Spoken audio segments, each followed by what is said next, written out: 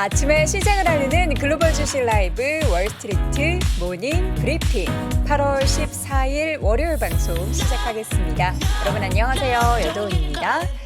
자, 이번 주는 이제 화요일, 내일이죠. 8.15 광복 기념을 맞이하여 빨간 날이 중간에 하루 껴있으므로 4일밖에 보지 못한다. 이런 이제 다소 아쉬운 그런 이야기로 오늘 미리 접속하신 우리 채팅 열심히 하고 계시는 애청자 또 구독자분들과 이야기를 좀 나눠봤는데요.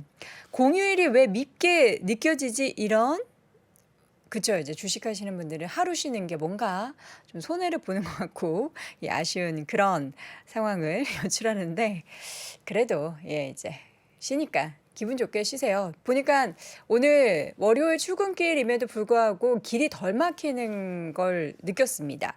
그런 말인즉슨 요 샌드위치를 끼고 여름 휴가를 떠나신 분들이 많다라는 건데요. 휴가지에서 혹시라도 요 월스트리트 모닝 브리핑 듣고 혹은 보고 계신 분들 인증 한번 해주세요. 진짜 휴가지까지 가서 내가 이거 월모브 듣고 있다 혹은 보고 있다 하시는 분들은 정말 찐팬으로 혹은 이제 정말 자산 지키기 위해서 불리기 위해서 노력하시는구나 제가 인정합니다. 자, 8월 15일 그냥 방송하셔도 되는데 저는 하고 싶죠. 근데 저만 하고 싶다고 이게 방송할 수 있는 게 아니지 않습니까? 다시는데 제가 막 제작진분들 나오라고 하고 그러면은 이제 큰일 나죠. 그러면 안 됩니다. 뭐 오케이라고요? 나온다고요? 피디님 나온다고요? 우리 둘이 하는 거예요? 시청자분들 안 보시는데 그럴 순 없고요. 저도 하고 싶어 너무 마음은 굴뚝 같다라는 거 여러분들이 알아주셨으면 좋겠습니다. 자, 오늘도 잠시 후에 월요일장이니까 이제 주말 사이에 마감됐었던 뉴욕 증시 분위기 정리를 해드리도록 하겠고요. 오늘 심층 인터뷰 이분 정말 동해번쩍 서해번쩍입니다. 지난주에는 저희 스튜디오 함께 해주셨는데 다시 또 홍콩으로 돌아가셨다고 해요. 크래프트 테크놀로지스의 오기석 홍콩 법인장 함께 심층 인터뷰 나눠보겠습니다. 그리고 오늘도 월가의 소식은 미국 주식에 미치다 이항영 전문위원과 함께 해보도록 가겠습니다.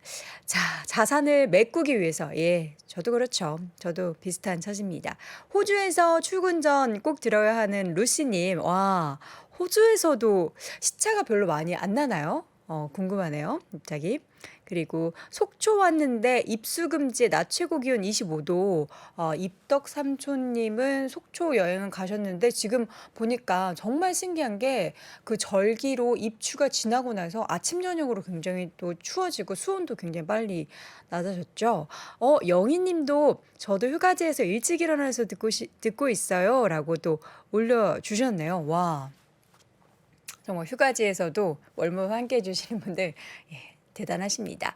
자, 그렇다면 주말 사이 뉴욕 시장 분위기는 어땠을까요? 좀 혼조세를 보였습니다. 이제 CPI에 이어서 생산자 물가지수 PPI가 발표가 됐고요. 이 가운데 다우지수 같은 경우에는 소폭 오른 0.3% 상승한 시장으로 마감이 됐고요. S&P 500과 나스닥 지수는 좀 하락했고 특히나 나스닥 지수가 반도체주들의 좀 부진에 영향을 받으면서 0.7% 가까이 하락을 했습니다.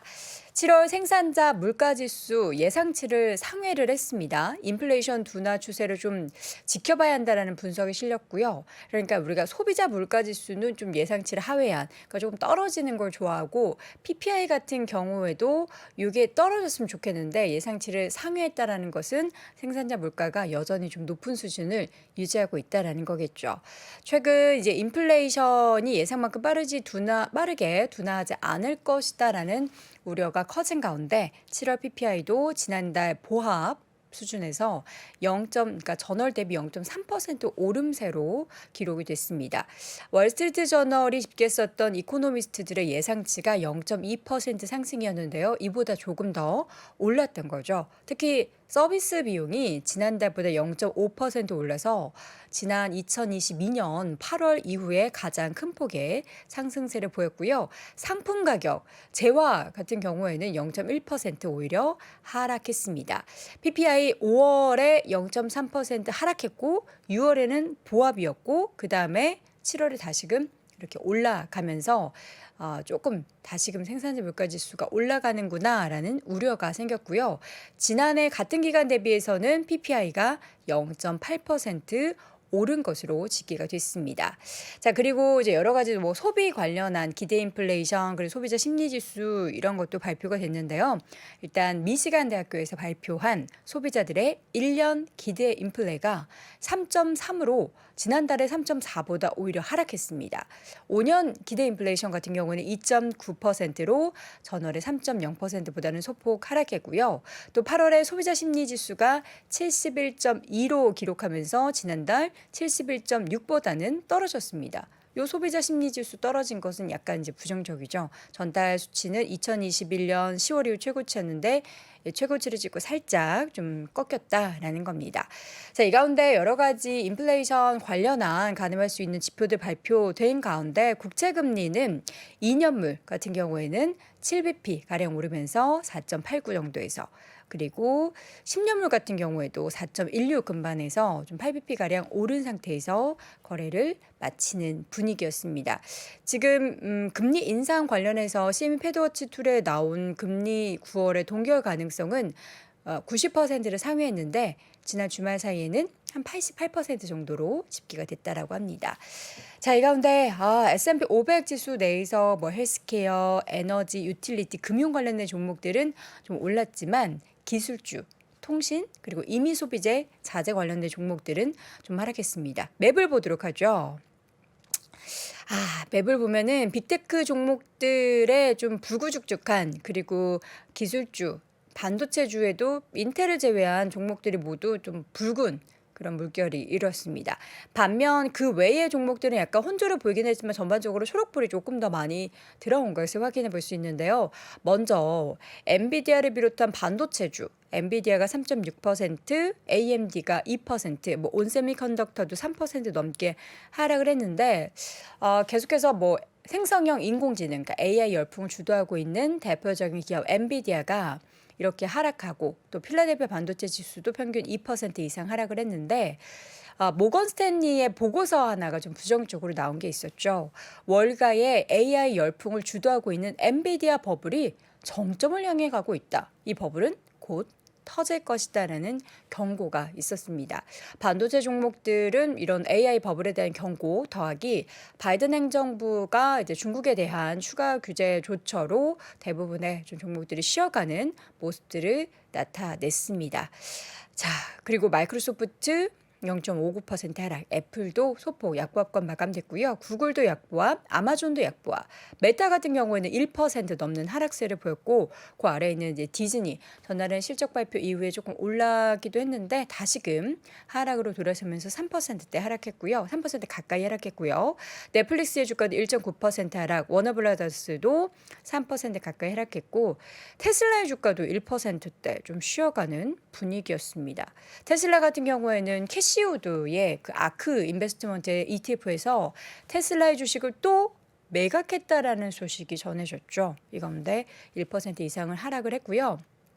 이제 옆으로 이제 금융주 관련해서 하나 좀 보자면 UBS가 크레딧 스위스를 인수할 당시 스위스 정부가 보장하는 유동성 안전장치를 자발적으로 종료하겠다라는 소식에 UBS 5% 넘게 강세를 보였습니다. 이 밖에 버크셔 해서웨이, JP모건, 뱅크 오브 아메리카, 웰스파고 등의 종목들 모두 초록불을 켜는 모습이었고요. 반면에 카드 관련한 기업 중에서는 아메리칸 익스프레스를 제외하고는 약간은 쉬어가는 그런 모습이었습니다.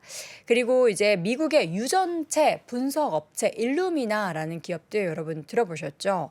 이 기업이 2% 정도 하락했는데 미국 증권거래위원회에서 그레일 인수 관련해서 좀 조사하고 있다는 소식이 하락의 빌미가 됐습니다. 또 중국 관련한 기업들이 좀 쉬어갔는데요. 중국의 대형 부동산 개발업체인 비구이위안 이라는 기업이 디폴트, 그러니까 채무불이행 위험이 커진 데 따라서 대규모 손실을 이 기업이 기록할 것이다라고 공시했다. 이 소식이 전해지면서 알리바바가 3%, 뭐 니오의 주가도 2% 이상 빠졌고요. 관련한 아이시아스 MSCI 중국 상장지수 펀드 ETF가 3% 이상 하락하는 모습이었습니다. 전반적으로 뭐 헬스케어 종목들은 초록불 많이 들어왔습니다. 일라일릴리, 머크, 존슨앤존슨, 유나이티드 헬스그룹 등의 종목들은 올랐고요. 국제유가가 계속해서 이제 배럴당 $80 초중반에서 등락을 보이고 있는데 주말 사이에는 살짝 쉬어갔음에도 불구하고 에너지주, 그러니까 정유주는 엑스모빌 1%, 쉐브론 2%, 옥시덴탈 페트롤리움은 3% 이상의 강한 상승을 보였습니다. 자, 이렇게 해서 주말 사이 뉴욕 증시는 약간 혼조를 보이면서 근데 중요한 건 이제 빅테크 종목들이 약간 쉬어가고 있는데요. 지금 이 시점에서도 시장에서는 저희 월스트리트 모닝브리핑 심층 인터뷰에서도 계속해서 쉬어가는 이 구간이 오히려 빅테크 종목들의 비중을 조금이나마 그동안 이제 포모였던 분들이 담을 수 있는 기회라고 하는데 과연 AI 그리고 이분은 어떻게 이 시장을 바라보고 있을까요? 잠시 이어지는 심층 인터뷰는 크래프트 테크놀로지스의 오기석 법인장과 함께 이야기 나눠보시죠. 네, 월스트리트 모닝 브리핑 함께하고 있는 시가 6시 이제 43분을 막 지나가고 있습니다. 갑자기 너구리 라면 얘기를 왜 하시는 거죠? 개인적으로 라면을 진짜 좋아하거든요, 제가. 근데 이제 너무 많이 먹다 보니까 먹지 항상 이제 먹을 때마다 약간 이제 부모님께 그만 좀 먹어라 이렇게 혼나는데 너구리 라면 너무 좋죠. 오동통통.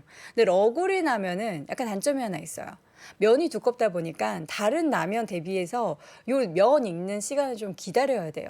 그리고 다른 라면은 약간 꼬들꼬들하게 먹어도 되는데 너구리는 제대로 익혀서 먹어야 합니다. 그래서 약간 배고플 때 조금 기다려야 한다라는 단점이 있는 거죠.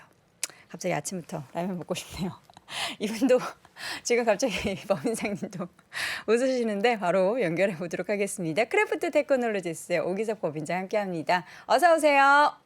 네, 안녕하세요. 네, 오기석입니다. 네. 배고프시죠? 네.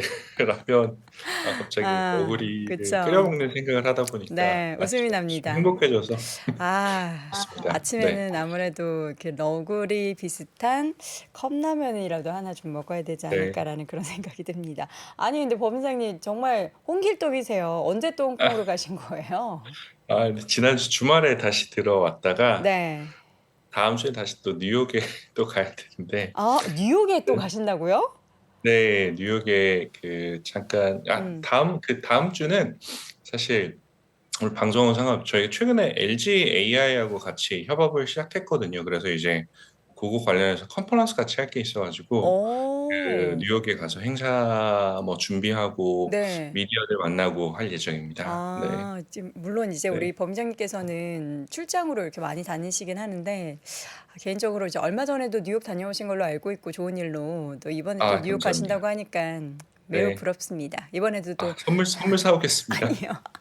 선물 사라는 말 절대 아닙니다. 예, 제가 좋아하는 건 따로 문자 드리도록 하겠고요. 자, 오늘 그러면 어떤 주제로 좀 이야기를 나눠볼까요? 오늘 음, 사실 조금 전에 말씀 주셨던 것처럼 네. 인공지능 주식들 관련한 얘기를 조금 드리고 싶은데 음, 사실 조금 많이 올랐다가 좀 주춤하는 모습 보이는 건 사실이거든요. 네.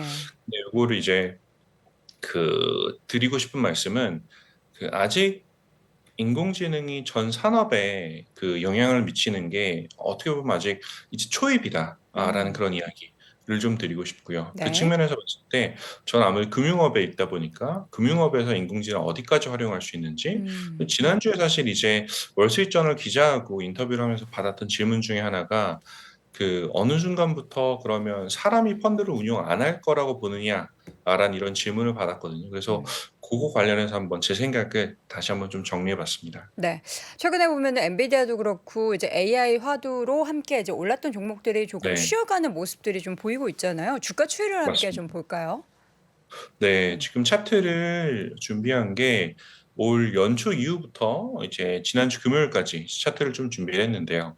차트 보시면 뭐 지금 업스타트 홀딩스 UPST라는 종목이 있는데 이건 이제 AI 기반 대출 기업이에요. 그래서 최근 들어서 부동산도 그렇고 여러 가지 이제 개인 대 개인 간 대출이 조금 이제 주춤하면서 하락폭이 좀 컸는데 그 종목을 좀 제외하고 본다라고 하면 주춤하긴 하지만 사실 전반적으로 봤을 때 많이 오르고 있어요. 지금 오른쪽에 차트 축을 보시면 제일 위에가 194% 그리고 제일 덜 오른 이제 대만 반도체 TSM 같은 경우가 24% 가까이 올랐거든요. 그래서 어느 종목을 보더라도 S&P 500보다는 훨씬 더 많이 올랐던 이제 그쵸. 그런 모습을 확인할 수는 있습니다. 음. 그래서 시장을 압도하긴 하지만 그러다 보니 사실 조금 너무 많이 밸류에이션이 올라간 게 음. 아닌가라는 불안감이 있는 것도 사실이다라는 말씀을 좀 먼저 드리고 시작하고 싶습니다. 네.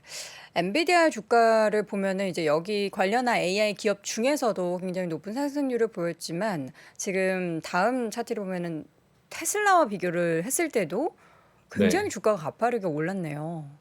사실 이제 테슬라라고 하면 한국의 서학개미 분들이 가장 좋아하시는 종목이잖아요. 그쵸. 그래서 이제 제일 많이 오른 주식은 당연히 테슬라겠지 음. 라고 이제 생각을 하실 텐데 또 사실 제가 아는 지인분들도 보면 무슨 말씀 좀 많이 하시냐면 아, 주식은 뭐 사고 팔 수 있는데 테슬라는 파는 거 아니야 라는 식으로 이렇게 네. 종종 음. 하시는데 사실 그만큼 이제 상승에 대한 믿음이 있다라고 해석을 하고 있고요. 네. 다만 이 차트는 지금 지난주 금요일에 CNBC에서 나온 차트인데 음. 그 엔비디아가 테슬라하고 비교 10년 동안 이제 투자했다고 가정한 거예요. 2013년 8월 9일 이후로 투자를 했다라고 가정을 했을 때 음. 주가 차트가 지금 보면 테슬라는 한 2,300% 정도 올랐고요. 엔비디아는 11,200% 가까이 올랐습니다. 그래서 뭐 단순히 봤을 때 5배 이상 엔비디아의 상승폭이 높았다라고 이제 보여주는 차트고요. 네. 다만 이러다 보니까 사실 CNBC에서도 기사의 뉘앙스는 어땠냐면 음. 지금 엔비디아가 테슬라보다 밸류에이션이 더 높아졌다. 이런 음. 이야기들을 좀 많이 다루고 있어요. 이제 그러다 보니 사실 이제 상승에 대한 이제 뭐랄까 환호도 음. 분명히 있지만 지금 시장 상황 자체가 사실 지난주 금요일에 나왔던 수치 중에 제일 안 좋은 것 중에 하나가 저는 그 PPI라고 보거든요. 네. 그 산업 물가 지수, 생산자 물가 지수가 조금 다시 오르고 사실 또 유가 자체가 지금 85불 중반을 위아래로 좀 흔들리고 있는 모습을 음. 보이다 보니까 다시 또 예상보다는 금리가 오르진 않겠지만 하락하는 속도도 너무 늦어지지 않겠느냐라는 음. 이러한 이제 좀 불안감들이 나오면서 이런 기술주들 위주로 지금 다시 좀 시장 불안감 자체는 존재하는 것 같습니다. 네. 자, 그렇다면 우리가 이제 다시 이제 AI라는 그 산업에 대해서 쭉 향후 미래를 좀 보자면 네, 앞서서도 잠깐 언급해 주셨듯이 금융 쪽에 있어서도 뭔가 조금 더 획기적인 그런 변화가 나타날 수 있을 것이다라는 말씀을 해 주셨는데 금융 맞습니다. 시장에 얼마나 더 AI가 좀 파고들 수 있을 거라고 좀 예상을 하십니까? 저는 사실 충분히 많이 파고들 수 있다라고 생각을 하고 있어요. 제가 네. 지금 4페이지에서 준비한 차트가 이제 스탠포드 대학교에서 그 휴먼 센터드 AI라고 이제 인간 중심의 인공지능 연구소라는 게 이제 스탠포드 대학에 있는데 음. 이제 그 대학교에서 나온 2022년입니다. 올해는 아니고 작년 네. 기준으로 AI가 각 산업별로 도입되는 속도를 약간 시각적으로 보여주는 차트예요. 음. 그래서 보시면 지금 산업 전반으로 보면 AI가 11% 가까이 도입이 됐거든요. 음. 그래서 이게 뭐 작다면 작은 수치고 또 반대로 긍정적으로 본다면 아직 한 50% 정도까지 갈 거면 5분의 1밖에 안 왔구나라고 생각할 수도 있을 것 같고요. 음. 그래서 지금 전체적으로 봤을 때는 제일 많이 이제 도입이 되는 게 제가 이제 하이라이트한 건 금융업 위주로 하이라이트했는데 금융업 바로 밑에 보시면 음. 헬스케어 시스템하고 제약업 중에서 제일 많이 지금 도입이 되고 있어요. 아.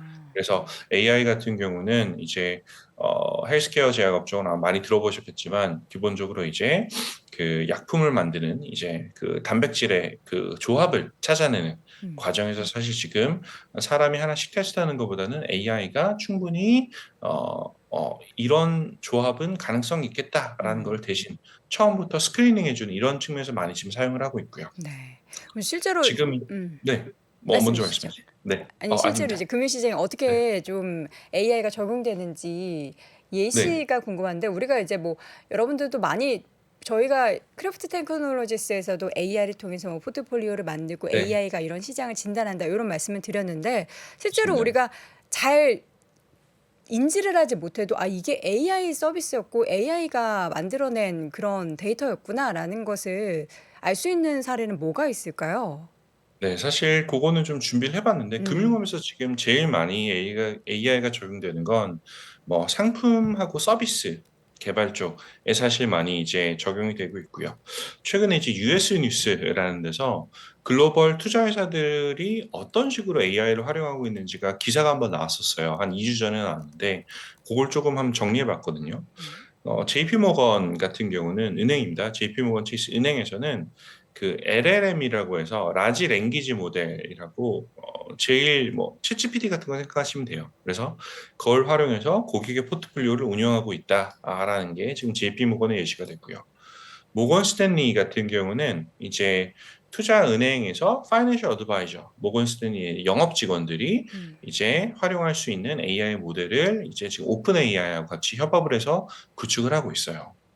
그리고 또 제가 있었던 뱅가드 같은 경우는 ETF하고 로보 어드바이저 부문에서 AI를 활용하고 있는데 단순 반복적으로 활용되는 모든 작업에 대해서 지금 AI로 대체를 하려고 음. 하는 이제 그런 그 계획을 가지고 있고요.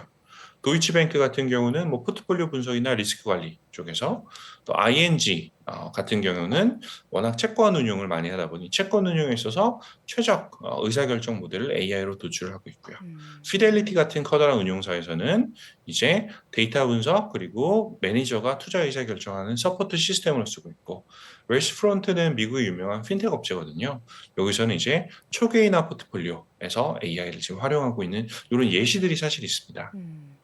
우리는 그러니까 서비스로만 생각했을 때 AI 하면은 그 뭐 은행 사이트나 앱에 들어가서 만약에 뭐 대출 관련한 걸 보면은 관련한 네. 대출 상품이 계속 나한테 팝업으로 뜬다거나 뭐 요런 거를 간단하게 볼 수 있는데 이런 투자적인 관점에서 보면은 가장 좀 획기적이고 '아 이거 음.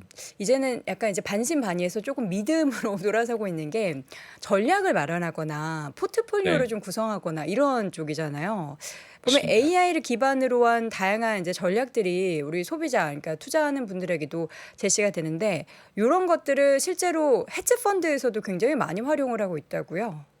맞아요. 지금 말씀해 주시는 음. 것처럼 헤지 펀드들 같은 경우는 AI를 가장 먼저 도입했던 그런 그 금융업체들이라고 보시면 돼요. 사실 헤지 펀드는 제약 조건 없이 어떤 그 기술을 쓰더라도 이제 수익만 나면 되는 이제 그런 조직이다 보니 사실 음. 투자 회사의 정점이라고도 불리는데 최근에 이제 헤지위크라고 그 영국의 그 뉴스에서 소개된 게 10개 중에 9개 헤지 펀드에서 AI를 사용하고 있다라고 답변했다라는 음. 이런 서베이 결과가 나왔어요. 그래서 네. 보시면은 지금 여러 가지 대표적인 예시가 있는데 제일 유명한 게 아무래도 짐 사이먼스가 이제 하는 르네상스 테크놀로지도 있고 또 음. 두 번째가 그 레이 달리오가 이제 하고 브릿지워터. 있는 그 음. 음. 브리지워터에서도 사실 AI를 활용하고 있습니다. 그래서 여러 측면 중에서도 사람의 인지 능력을 넘어선 이제 그러한 데이터 분석 영역에서 AI를 많이 활용하고 있고요. 재밌는 것 중에 하나는 브리지워터 같은 경우는 최근에 오픈 AI 챗GPT를 그 신입사원 면접 시험을 한번 봤다라고 하더라고요. 근데 무리 없이 잘 통과했다라는 이야기가 나왔습니다. 그리고 음. 지금 차트에 보시면 메달리온 펀드라고 이제 아시는 분들은 잘 아실 텐데 네네. 르네상스 테크놀로지에서 고객용한테 쓰는 게 아니라 자기 고유적으로 음. 그 직원들만 가입할 수 있는 펀드예요. 요 펀드 같은 경우가 사실 예전부터 AI를 많이 음. 활용했다라고 지금 알려져 있는데 요 펀드 수익률을 보시면 S&P 500이 80년 중반부터 최근까지 한 400배 올랐을 때 음. 메달리온 펀드는 7,500배 어? 올랐습니다.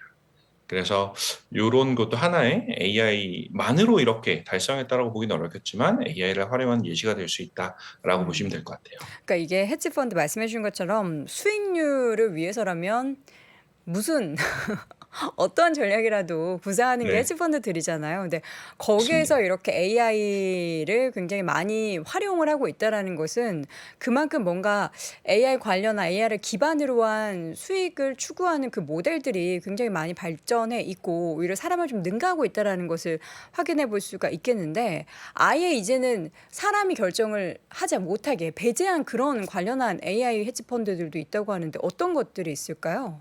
최근에 사실 요런 트렌드가 조금씩 생기고 있어요. 네. 그래서 지금 뭐 제가 기사만 요렇게 준비를 하고 사진도 가져왔는데 음.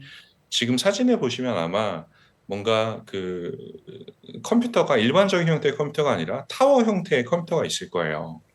요게 지금 런던 기반의 헤지펀드 중에 한 곳이 자기는 1초에 뭐 1000조 번 단위로 사실 이제 계산을 할 수 있는 이런 슈퍼컴퓨터를 기반으로 헤지펀드를 운영을 하겠다라고 하고 여기에선 사람의 의사결정을 완전히 배제하겠다라는 형태의 이제 사람의 손이 완전히 벗어난 이제 AI가 운영하는 이런 절대 수익형 헤지펀드들도 음. 시장에 한둘씩 나오고 있어요. 네.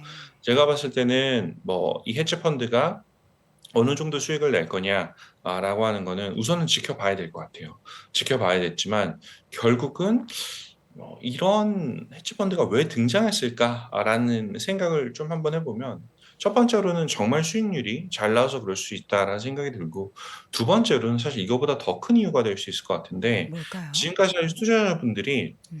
그 사람에게 포트폴리오를 맡겼다가 실망한 구간들이 굉장히 많았었거든요. 이제 그러다 보니 음. 나는 사람이 운영하는 것보다는 오히려 기계가 시스템적으로 운영하는 걸 난 더 선호해라고 음. 하는 고객들이 조금씩 더 많이 등장을 하면서 이런 변화들이 생기는 게 아닌가라는 음. 생각을 해봅니다. 네. 이게 어쨌든 이제 사람이 운용하는 것과 AI가 운용을 하는 것의 절대적인 차이 중에 하나가 이제 인간이라면은 감정을 완전하게 배제할 네. 수 없다라는 거잖아요. 근데 만약에 이 펀드 매니저, 그러니까 사람을 배제한 시스템의 가장 큰 장점이라고 꼽는다면 이런 것들이 좀 가장 클까요? 감정 배제? 아무래도 그 부분이 제일 클 음. 것 같아요. 네. 지금 이제 저도 예전에 사실 뭐 펀드 매니저긴 했었지만 어떠셨어요? 감정이 많이 들어가셨습니까? 최대한 배제하려고 했지만 쉽지 네. 않았습니다. 네. 쉽지 않았던 게 네. 있는 것 같아요. 예를 들어서 AI 종목이다라고 했을 때 아까 말씀하셨던 포모도 좀 말씀해 주셨잖아요. 음. 그래서 이제 뭐 캐시우드가 대표적인 얘기죠. 캐시우드 같은 경우는 올 초에 엔비디아를 '나는 투자하지 않겠다.'라고 투자 안 했어요, 하나도. 음. 근데 사실 엔비디아가 올해 지금 150% 가까이 올랐는데 그거를 과연 매니저가 버틸 수 있는가라고 네. 생각해 보면 쉽지는 않거든요. 첫 음. 번째는 수익을 못 쫓아가서 못 버티는 게 있고 두 번째는 투자자들이 계속 요청해요. 음. "왜 안 담았느냐 이 종목은. 음. 이렇게 지금 올라가는데 이거 왜 배제하고 가느냐." 이제 그런 부분을 봤을 때 '사람이 투자에 있어서는 감정적으로 완전히 자유롭기는 정말 어렵다.'라고 생각을 하고 있고요. 음.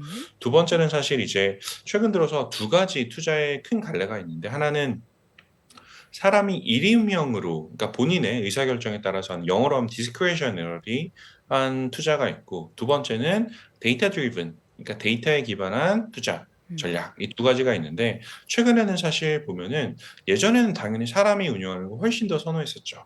왜냐면 그게 당연히 맞다라고 생각했으니까. 음. 근데 최근에는 약간 사람이 하더라도 이제 그 펀드 매니저 개인의 의사결정에 다 맡기는 게 아니라 데이터 드리븐 이제 데이터에 기반한 의사결정을 하길 원하는 투자자들이 또 많아지고 있어요. 그래서 음. 뭐 그런 측면에서 장점이 있다라고 생각하고 있고 저희 같은 경우도 사실 이거는 뭐 지금 테스팅하고 있고 최근에 이제 그 외국계 증권사 은행 쪽하고 지금 하나 작업하는 자료이긴 한데 음. 뭐 이런 식으로 이제 저희의 고유 AI 모델을 활용한 뭐 절대 수익형 음. 전략 지수도 사실 AI가 사람의 손을 타지 않고 만들어낼 수 있다라는 음. 것도 그냥 하나의 예시처럼 좀 보여드리고 싶었습니다. 네. 그렇다면 AI 펀드 매니저들이 이게 굉장히 많이 이제 늘어나고 있는 추세를 보이는데 구체적인 그 등장의 배경도 좀 있을 것 같은데 그 배경도 한번 소개를 좀 들어볼게요. 네, 요 배경은 사실 네. 제 개인적인 사적인 감정이 굉장히 많이 들어갔기 때문에 그래요? 싫어하시더라도 뭐 그냥 아. 너른 마음으로 이해해 주시면 네. 좋겠고 요거는 이제 감정이 많이 들어가는 데이터입니다. 네. 제 감정이 들어간 네네. 데이터입니다. 데이터 자체는 제 감정이 들어가지 않았어요. 음음. 그래서 지금 보신 차트가 뭐냐면 그 투자업계에서 제일 유명한 차트 중에 하나를 꼽아라라고 하면은 음. S&P에서 나오는 스피바라는 차트가 있어요. 음. SPIVA라는 차트가 지금 보시는 차트인데 지금 액티브 펀드 매니저들 중에서 S&P 500 대비 아웃퍼폼을 한 그러니까 S&P 500 대비 초과 수익을 낸 매니저의 비율이 얼마나 되는가라는 거거든요.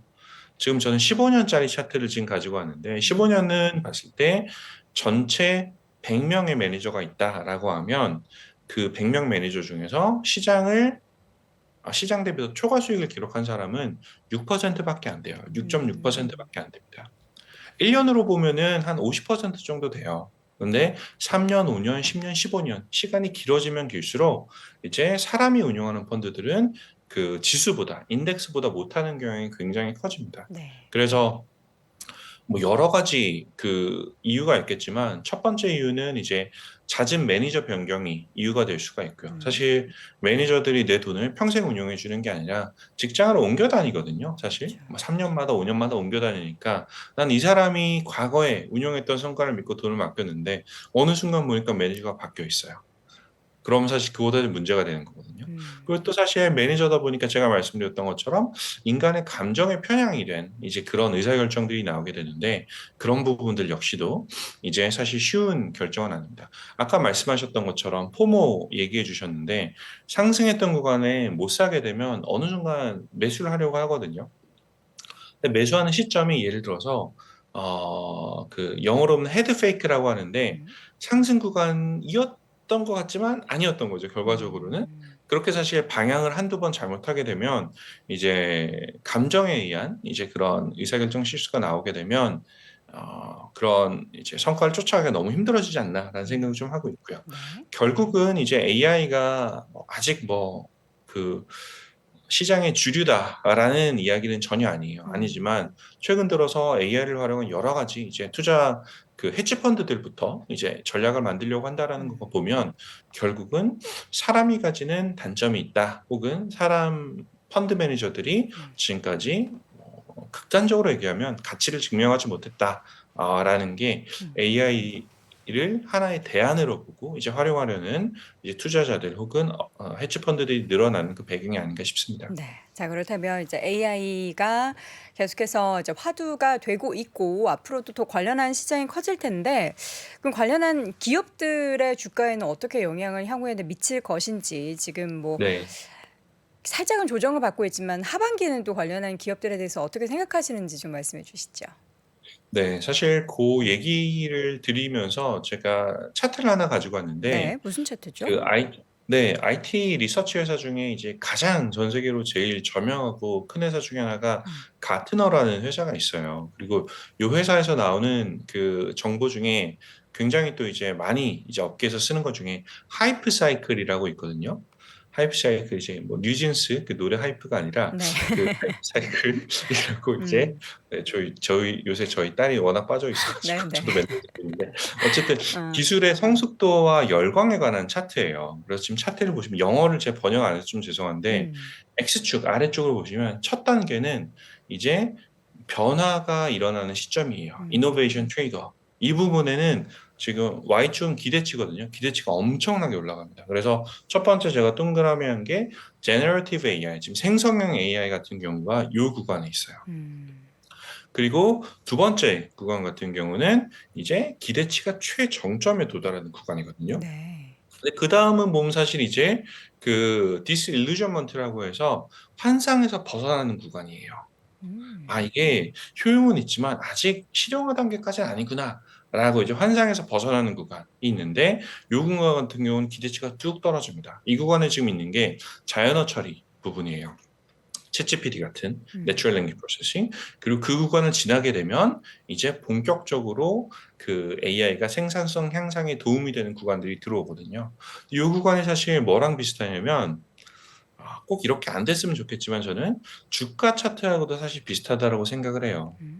초기에 엄청난 열광이 있어서 주가가 올라왔다가 그다음에는 이게 오르긴 했는데 아직은 뭐 단점들이 좀 많은 것 같아요. 사실 네. 최근에 보면 챗GPT 같은 경우도 일루전 뭐라고 환상 그러니까 답변인데 거짓말을 하는 그런 답변들 같은 게 좀 문제가 되고 음. 있잖아요. 근데 그러다 보니 '이게 완벽한 건 아니구나.'라는 그런 구간이 지금 지나고 있다라는 생각이 조금은 들고요. 음. 다만 이제 저는 주가 차트 같은 경우는 이렇게까지는 되지 않을 거라고 생각을 하고 있어요. 지금 주가를 보면은 지금 그 업스테이트 홀딩스 같은 경우는 이 경우는 지금 이제 AI 기업이라고 하기보다는 이제 대출 기업에 가깝거든요. 지금 대출 산업에 오는 문제가 있어서 그런 거지. 사실 이걸 제외하고 나면 지금 이제 그 올해 하반기 들어서도 주가들을 보면 구글 같은 경우는 8% 이상 올랐어요. 네. 아마존, 메타 다 마찬가지고요. 음. 엔비디아도 빠졌다라고 하지만 그렇게 많이 빠지진 않았어요. 음. 테슬라 같은 경우는 7% 사실 상반기에 올랐던 거에 비하면 많이 빠지지 않았다고 생각하고 있고 '밸류에이션에 대한 부담이 영향이다.'라고 제가 적어 놓긴 했지만 사실 네. 요것도 솔직히 얘기하면 밸류에이션에 대한 부담은 아닌 것 같아요. 음. 왜냐면 최근에 엔비디아 같은 경우 지금 이제 그 밸류에이션은 한 47배 정도 되거든요. 네. 높기는 높죠. 음. 높긴 높은데 3년 전보다는 훨씬 낮아졌어요 지금. 음. 그리고 사실 뭐 테슬라 같은 경우는 말할 것도 없고요. 네. 그리고 메타 같은 경우는 지금 밸류에이션이 19배 정도밖에 안 돼요. 어. 그러니까 S&P 500 평균보다 더 낮은 거예요. 음. 그러니까 밸류에이션 부담이라기보다는 그냥 단기적으로 사실 이제 올 연초 이후부터 워낙 많이 상승했기 때문에 '단기 조정의 가능성이 있다.'라고 해석하는 게 더 맞지 음. 않나라는 생각이 들고요. 그 과정에서 저는 바이 더 딥 저가 매수가 충분히 나올 거라고 생각을 하는 게 음. 여전히 너무 많은 유동 자금이 존재를 합니다. 아마 지난번에도 한번 말씀드렸던 것 같은데 지금 미국에 쌓여 있는 그 머니마켓 펀드들 단기 자금 펀드의 규모가 거의 7,000조에 가까워요. 음. 그렇기 때문에 이 자금 같은 경우는 올 상반기에 그 주식들이 상승했을 때 못 쫓아왔던 자금들이거든요. 그래서 어느 정도 많이는 아니겠지만 뭐 건전한 형태의 이제 단기 조정이 일어난다라고 하면 그 지금 대기하고 있던 자금들이 충분히 이제 진입하지 음. 않을까라는 생각을 하고 있습니다. 네. 자, AI 앞으로도 뭐 이제는 화두가 된다라는 것보다는 이제 정말 자연스럽게 우리 주변에 다양한 쪽에서 특히나 이제 금융 우리가 투자하는 쪽에서도 계속해서 등장할 키워드인데 중요한 건 이제 관련된 기업들이 앞으로 어떻게 될지 여부가 가장 중요할 것 같습니다. 관련된 종목에 대한 투자를 뭐 지금 하시는 분들도 중요하지만 향후 투자를 계속해서 고려하시는 분들을 위해서 간단하게 한 말씀 좀 부탁드려도 될까요? AI 테마라는 건 전 장기로 갈 것 같아요. 다만 음. 이제 AI 테마에 휩쓸릴 때 제일 조심해야 되는 게 뭐냐면 기업의 건전성들 혹은 기업이 실질적인 그 AI 산업을 영위하고 있는가라는 게 중요하거든요. 음. 그러니까 "우리는 AI를 해."라고 했을 때 그 AI를 한다라고 하는 그 사실에 현혹될 게 아니라 사실 그럼 어떤 AI를 하고 있는지 어떤 이제 산업에 이제 그 얼만큼 지금 현금 창출 능력 혹은 매출 성장이 나오고 있는지 이런 이제 기술주들 같은 경우는 사실 제일 중요한 것 중에 하나가 매출 성장이거든요. 그래서 네. 충분히 매출 성장이 확인되는 기업들인지를 한번 체크해 보시고 들어가면 음. 그래도 그 AI 테마가 장기적으로 상승하는 구간에서 충분히 이제 '투자 기회를 포착하실 수 있지 않으실까.'라는 생각이 듭니다. 네. 알겠습니다. 우리 오기석 법무장님 이제 또 뉴욕으로 가실 텐데 뉴욕 현재 가셔서도 뭐 AI 관련해서도 그렇지만 금융시장 분위기 잘 이렇게 확인해 주시고 저희 월모부를 네. 통해서도 전달 부탁드리도록 하겠습니다. 자, 크래프트 테크놀로지스의 오기석 홍콩 법인장 함께했습니다. 고맙습니다. 네 감사합니다. 아시아 외환위기 이후에 글로벌 경기가 안 좋아질 것 같으니까 미국이 금리 인상을 천천히 하게 되거든요. 근데 이때 IT 관련 산업이 굉장히 빠르게 성장을 하는데 금리 인상이 생각보다 늦다 보니까 이게 무엇을 만들게 되냐면 닷컴 버블을 만들게 됩니다. 외환위기부터 닷컴 버블, 금융위기, 인플레이션의 부활까지 대한민국 최고의 거시경제 전문가 오건영의 경제 이야기를 서점에서 만나보십시오.